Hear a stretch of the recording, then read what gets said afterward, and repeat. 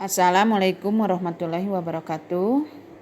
Hari ini kita akan melanjutkan materi tentang struktur dan fungsi sistem reproduksi, meliputi organ-organ reproduksi pada laki-laki, proses pembentukan spermatogenesis, kemudian kita akan membahas juga organ reproduksi pada perempuan dan proses pembentukan sel telur.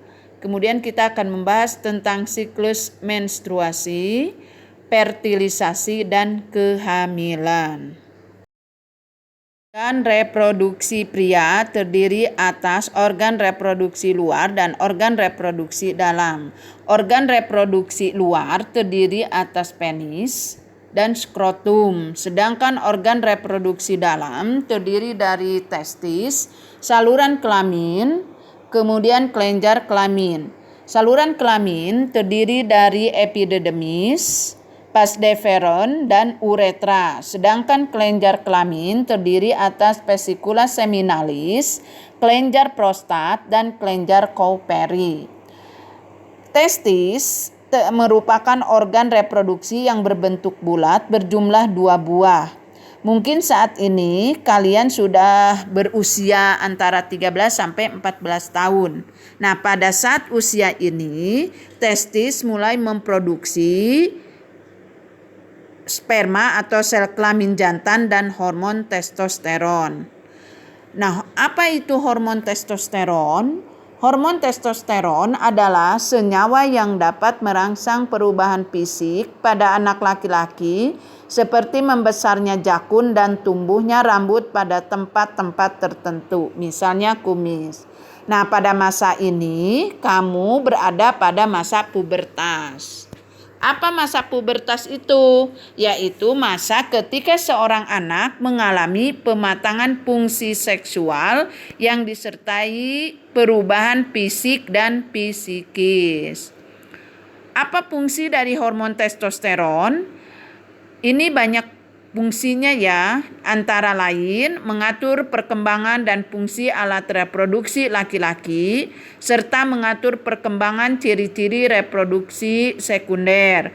Perkembangan reproduksi sekunder ini ditandai juga dengan tumbuhnya rambut pada daerah tertentu, meningkatnya aktivitas kelenjar minyak dan keringat dalam kulit, suara yang lebih besar, otot lebih kuat, serta dada yang lebih bidang. Kemudian meningkatnya aktivitas kelenjar minyak dan keringat pada masa pubertas ini dapat memicu munculnya jerawat dan bau badan. Nah, itu fungsi dari testosteron. Sedangkan fungsi-fungsi organ reproduksi silahkan kalian dibaca. Proses pembentukan sperma atau disebut dengan spermatogenesis terjadi di dalam tubulus seminiferus. Proses pembentukannya terjadi secara bertahap. Sel induk sperma atau spermatogonium yang bersifat diploid atau 2N mengalami pembelahan secara mitosis membentuk spermatosit primer. Kemudian spermatosit primer masih 2N mengalami pembelahan meiosis pada tahap 1 atau meiosis 1 membentuk 2 spermatosit sekunder yang bersifat haploid. Selanjutnya spermatosit sekunder kemudian mengalami pembelahan meiosis tahap 2 atau meiosis 2 membentuk spermatid yang bersifat haploid. Pada akhirnya, spermatid ini mengalami diferensiasi atau perkembangan bentuk sehingga berbentuk 4 sel sperma atau spermatozoa yang matang. Jadi, pada usia 10 sampai 14 tahun, sistem reproduksi pada laki-laki telah matang, ditandai dengan keluarnya cairan mani dari penis. Biasanya cairan mani tersebut keluar pada saat anak laki-laki mengalami mimpi basah.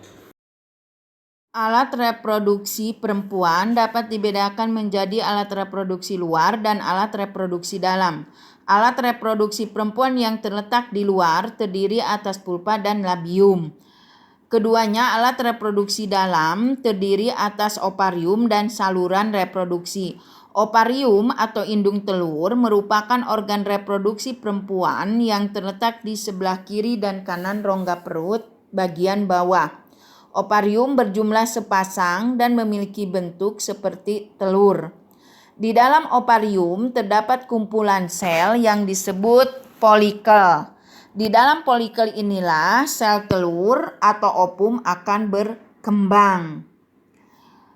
Folikel juga menghasilkan hormon perempuan yang disebut dengan estrogen dan progesteron. Pada setiap bulannya, sel telur yang telah matang akan dilepaskan dari ovarium. Proses pelepasan sel telur dari indung telur disebut dengan ovulasi. Biasanya setiap ovarium akan bergiliran melepaskan ovum setiap bulannya.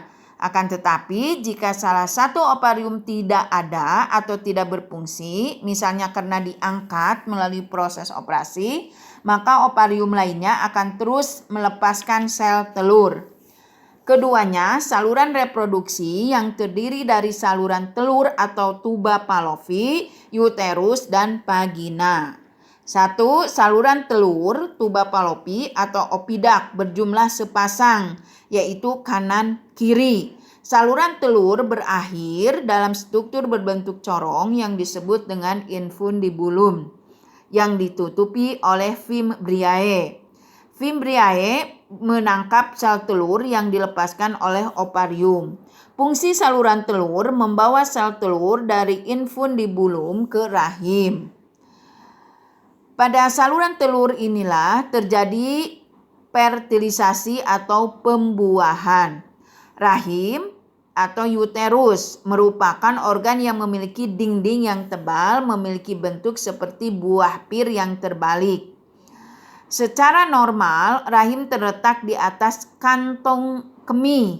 Rahim berfungsi sebagai tempat perkembangan janin. Pada saat seorang perempuan tidak hamil, rahim berukuran 5 cm. Pada saat seorang perempuan hamil, rahim mampu mengembang hingga 30 cm. Ukurannya menyesuaikan dengan perkembangan bayi. Dinding rahim atau endometrium memiliki peranan dalam pembentukan plasenta. Plasenta merupakan organ yang menyuplai nutrisi yang dibutuhkan bayi selama perkembangannya. Vagina merupakan saluran yang menghubungkan lingkungan luar dengan rahim. Vagina tersusun atas otot-otot yang elastis, dilapisi selaput membran yang disebut dengan selaput darah atau himen. Kemudian saluran yang menghubungkan vagina dengan rahim disebut dengan serviks atau leher rahim. Vagina berfungsi sebagai organ reproduksi, saluran untuk aliran darah menstruasi dari rahim, dan jalan lahir bayi. Nah, itulah organ-organ reproduksi pada perempuan. Oogenesis adalah merupakan proses pembentukan sel kelamin perempuan, yaitu sel telur atau ovum, dan terjadi di dalam organ yang disebut ovarium. Berbeda dengan pembentukan sel sperma yang dimulai ketika anak laki-laki mulai masuk masa pubertas. Sedangkan proses pembentukan sel telur dimulai sebelum anak perempuan lahir. Pada saat baru lahir, anak perempuan sudah memiliki bakal sel ovum sebanyak 200.000 hingga 2 juta. Namun hanya 40.000 yang tersisa saat anak perempuan masuk masa pubertas dan 400 yang akan matang atau berkembang. Di dalam ovarium terdapat folikel yang berukuran kecil dengan calon bakal sel telur di dalamnya. Folikel dan bakal sel telur tersebut berkembang menjadi besar, membentuk folikel primer, kemudian berkembang menjadi folikel sekunder, dan akhirnya menjadi folikel yang matang. Folikel yang matang ini kemudian akan membelah secara mitosis, membentuk oogonium atau sel induk telur yang bersifat diploid. Ini terjadinya di dalam kandungan.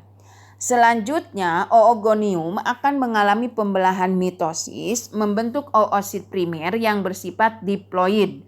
Oosit primer mengalami pembelahan meiosis tahap 1 membentuk satu oosit sekunder bersifat haploid dan satu oosit atau polosit yang bersifat haploid. Selanjutnya polosit yang bersifat haploid yang ukurannya kecil kemudian mengalami pembelahan meiosis tahap 2 menghasilkan dua polosit yang bersifat haploid ukurannya masih kecil. Oosit sekunder mengalami pembelahan meiosis tahap 2 juga membentuk satu ootid dan satu polosit. Selanjutnya, ootid yang bersifat haploid ini mengalami diferensiasi bentuk menjadi ovum. Pada akhir peristiwa oogonesis, di mana pembelahannya menghasilkan satu sel telur dan 3 polosit.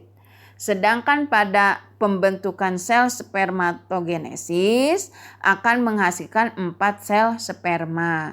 Nah, itu adalah proses oogenesis.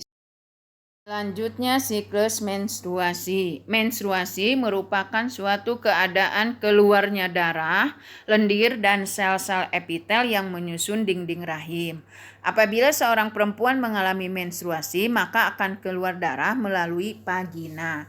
Biasanya menstruasi berlangsung kurang lebih 1 bulan sekali. Siklus menstruasi ini terjadi apabila sel telur yang dihasilkan ovarium tidak dibuahi oleh sel sperma.